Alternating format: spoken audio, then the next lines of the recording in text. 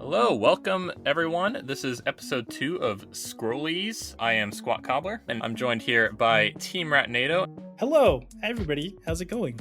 So yeah, we're going to be talking today about what makes a numbers game a numbers game. Is it an RPG, or does it just have RPG elements? I've got a few games in mind. I'm sure Ratnado does as well, and we can just go through them and talk about whether they qualify or not. If we want to start things off, let's go simple. Let's go something we can agree on is certainly an RPG. Final Fantasy. Final Fantasy. You know, this is great, and I'm gonna blow everybody's mind. It is a numbers game. Really? Literally, it's a numbers game. You got 1 through 15 to this point, right? That's a lot of numbers, and within those numbers, there are other numbers. And there are other numbers. There's so and many decimals numbers sometimes. And there are numbers of fights, and that's what everybody loves most about RPGs, right? Oh, totally. The fighting.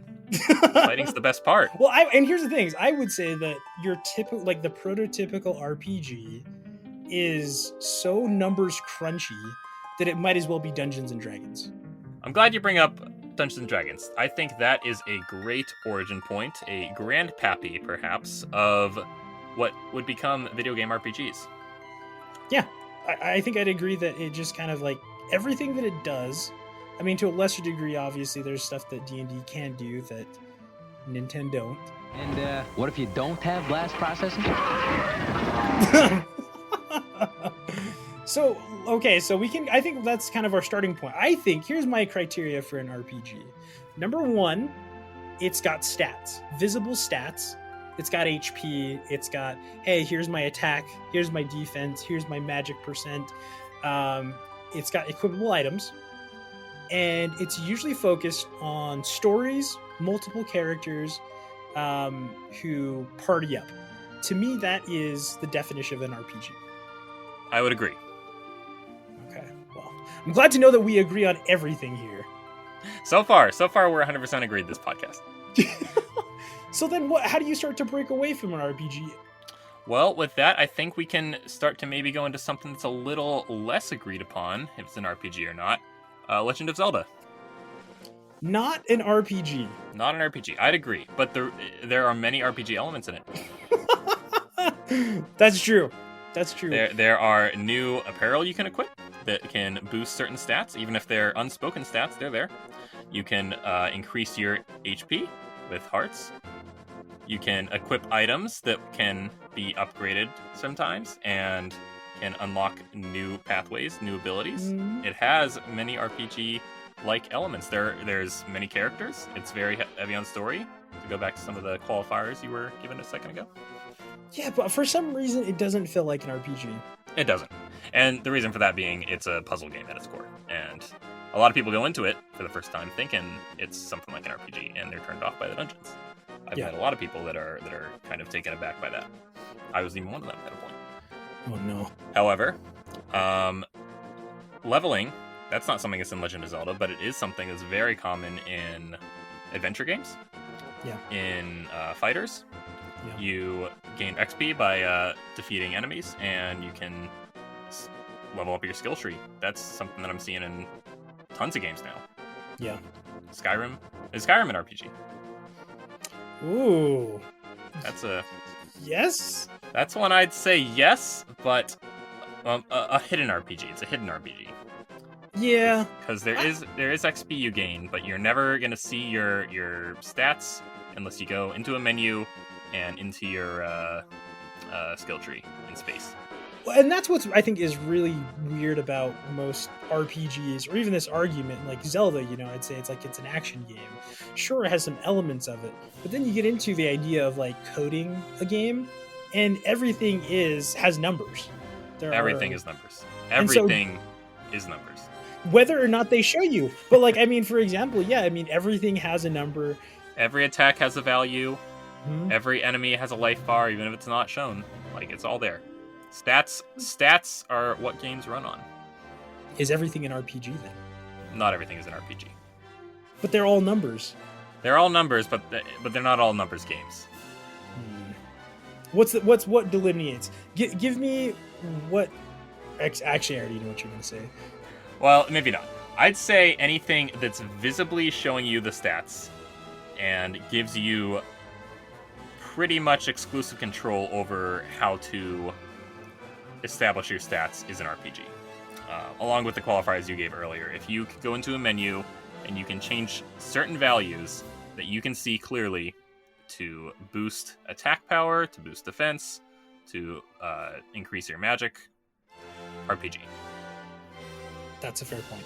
I think then that means that Grand Theft Auto 5 is a numbers game. Here we go again.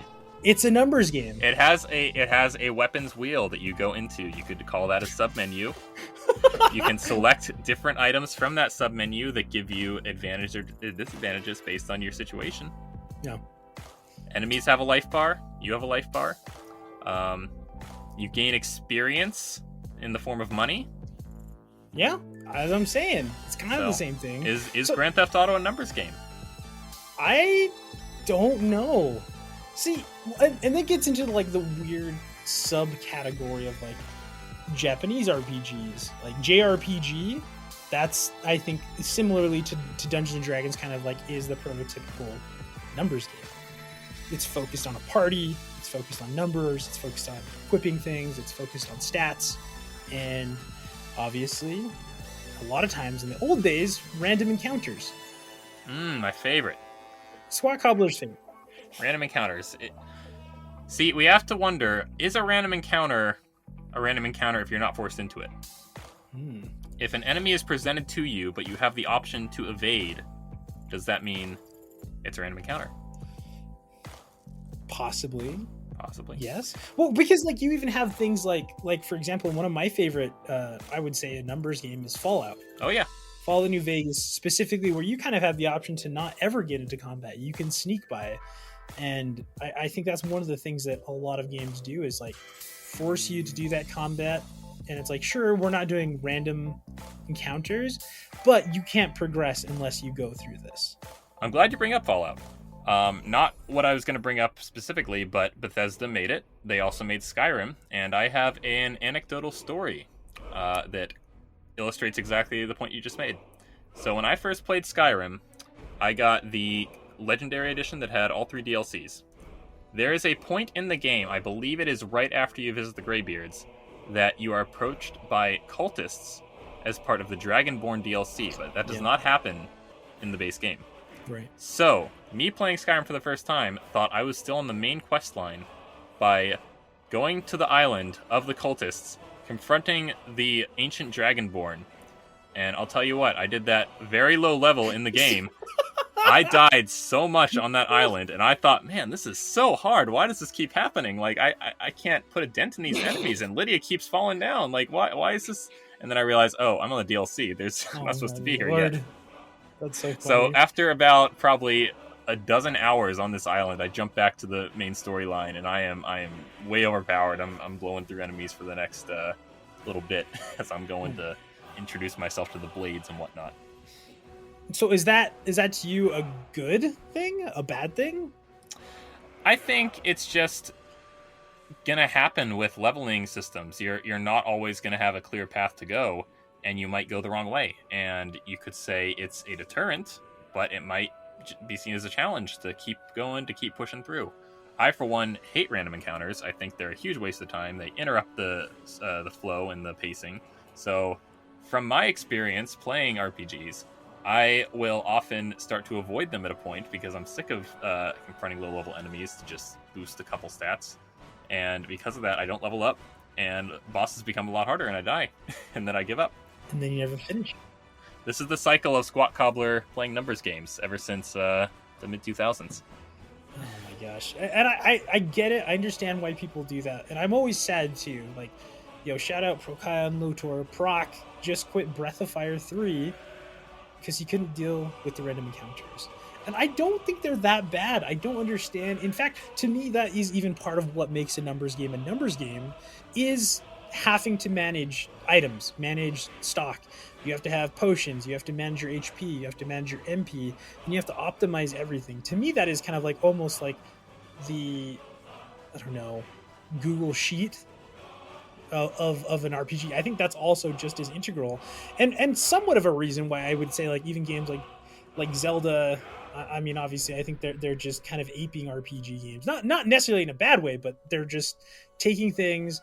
And I would say another thing I guess I'm learning, a numbers game has to do with that. Random encounters, I guess, are part of it, in the same sense that you have, for example, like the 80s, 90s, ultra difficult games.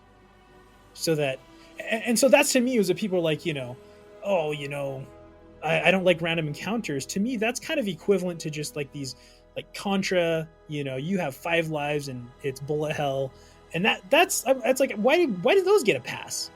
Because it's all time filler. You know what I'm saying? Yeah, even Cuphead, for a modern example, I'd agree with you.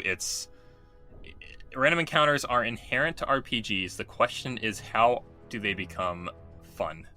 Yeah. for the layman who may not enjoy that as much, such as I and such as Prokai and Lobdor. The example that comes to mind, Batman Arkham.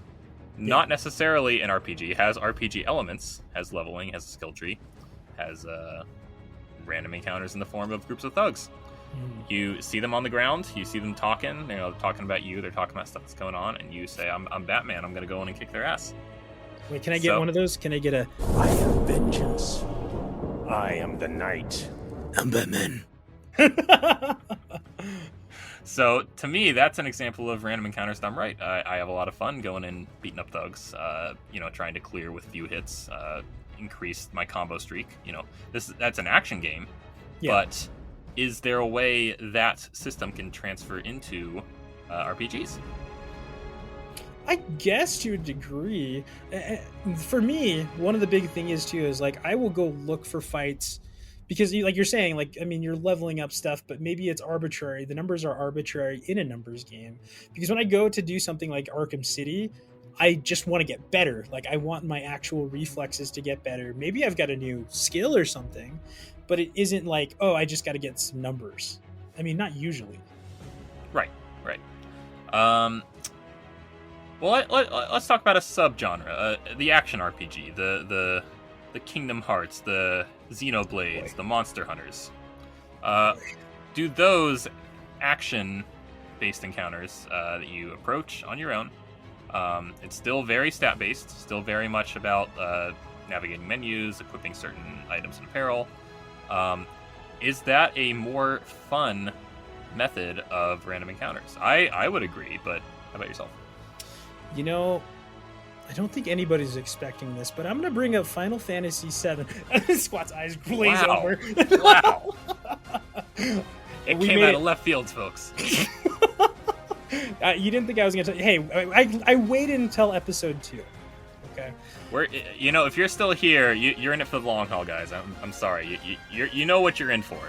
Look, I know we're trying to go for about 30 minutes, but guys, I need about 60 minutes to just really unpack this to give you... No, just kidding. Settle in. Grab the popcorn and the malto. We're doing this.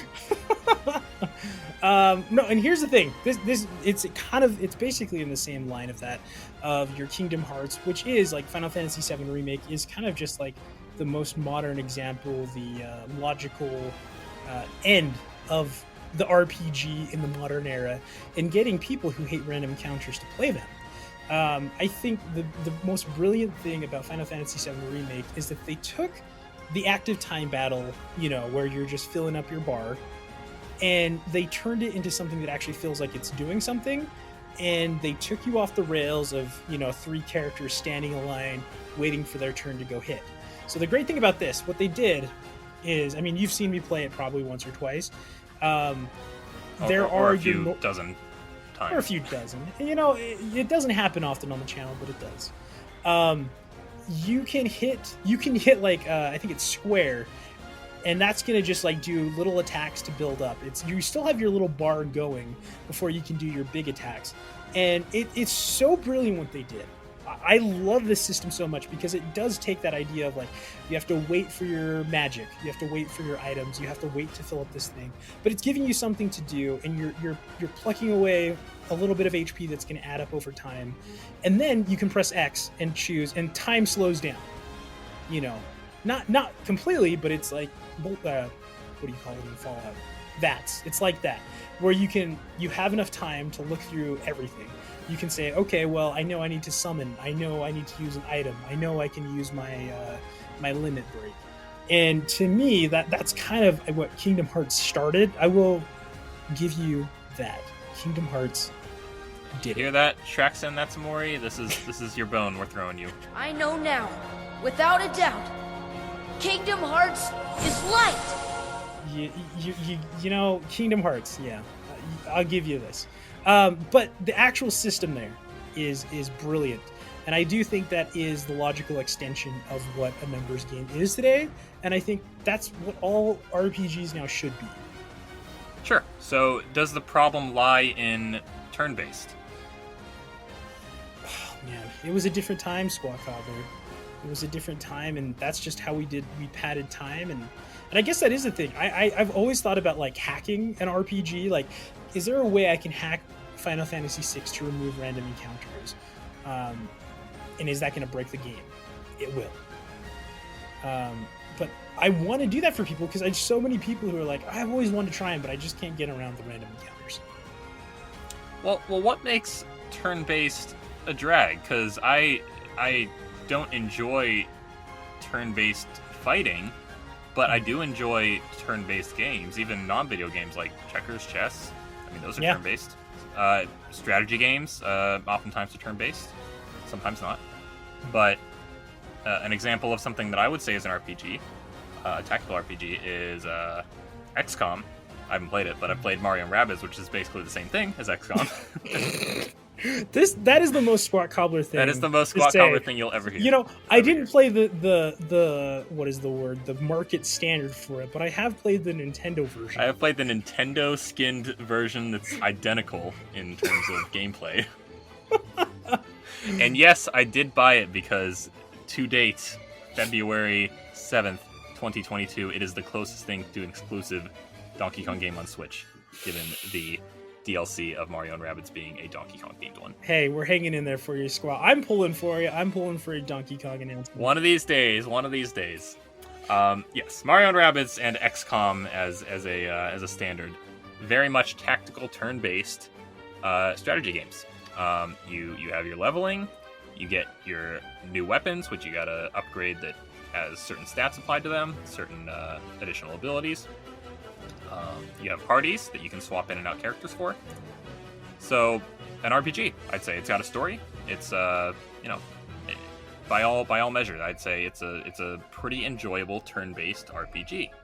Yep. But the battles are most of the game. You spend your time in these fights with, a horde of enemies. Yeah. You gotta take them all out, one at a time, through turn-based fighting. Yeah. So, what makes that different than scrolling through a menu and doing what is essentially the same thing? Yeah, it's everything now. I mean, back in the day, obviously we're always talking about back in my day, it's an abstraction that we had to go through. And I think that does differentiate it. And I guess it is, I don't know. I guess that's my question for you as somebody who looks at a numbers game, let's say a Final Fantasy VI, if you will, something from mid 90s to late 90s. I turned my nose. See that. Yeah, he looked at me with superiority, with characteristic superiority. What is it that what dissuades you?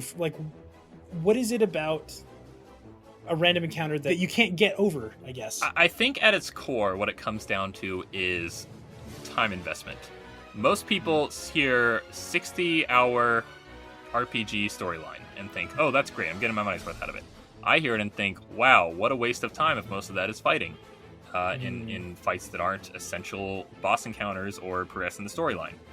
So for me, when it comes down to it, it just feels like padding. It feels like something you have to do in order to level up, but it's not fun. It's just minutia. It's fluff. Going back to what you were saying about bullet hell platformer, something I do enjoy. I really enjoy Cuphead. I really enjoy difficult dodging. Shout out Code Synth for his Kaizo patience, but that's kind of the same idea. that's also fluff. That's also padding for games that could otherwise be done really quickly. Yeah. So I think it might just be a personal preference thing. I am really bored and overwhelmed going through menus constantly, making sure that I have the right items equipped, that my stats are perfectly tuned for this fight and this fight only, but the next fight I might need to adjust something else. To me, that's just extraneous, it's overwhelming, it's not enjoyable. Yeah. But for someone else, that might be the fun of it. And UMAV might be what makes the game for them. Well, and that's exactly what, I mean, to go back to our discussion on side scrollies, I don't like Hollow Knight. I don't enjoy it. It's too difficult. And what I really love about a story, and maybe this is the ultimate thing about a numbers game for me, is that it has to have a story and characters that I care about and good music. And something like Hollow Knight, where it's just like I have to like sit here and grind until I'm good enough to beat this for just this little smidge of lore, just a tiny piece of lore. Similarly with Dark Souls, I mean, that's what I said. I don't like Dark Souls just because the setting isn't interesting to me. I think what I'm saying is that it is the story, and it needs to be something full. Because, for example, Dark Souls, people was like, the lore is in the items. It's like, that's not a story. I can't read. I can't you go tell that to the Metroid Prime trilogy developers. The whole story of that game is in the lore, is in the scannable logs. Recording to logbook. And that's what I'm saying, is I think that is something else. And not to describe, I'm not saying it's bad, obviously. Dark Souls is amazing. Everybody loves it. But it doesn't move the needle for me in the same way that a Hollow Knight or, I don't know, a difficult game, playing a difficult game just because it's difficult, 99% of the time doesn't do anything for me. Totally get that. Like we saw, like Strangers of Paradise, Final Fantasy Origins, I suffered through like an hour of trying to beat the final boss in the demo, very Dark Souls-like, and I struggled, and it was tough, and I died over and over and over and over, and I did it because it was Final Fantasy, and I had to see how it ended. Right. So with that, do you think the future of numbers games is going to be these Dark Soul difficult, challenging bosses over a fairly easy to follow story with random encounters? Unfortunately, I think that Dark Souls is the Dark Souls of Dark Souls, the darkest of souls, as we know from the Grey Mitzi shout out. I think that, yeah, I mean, we've seen that for like years now, everything kind of just slowly going that way. I mean, offhand, you know, I've obviously got, we got Neo, we've got all these games like that, we've got Strangers of Paradise, which I just brought up, and Elden Ring in 2022.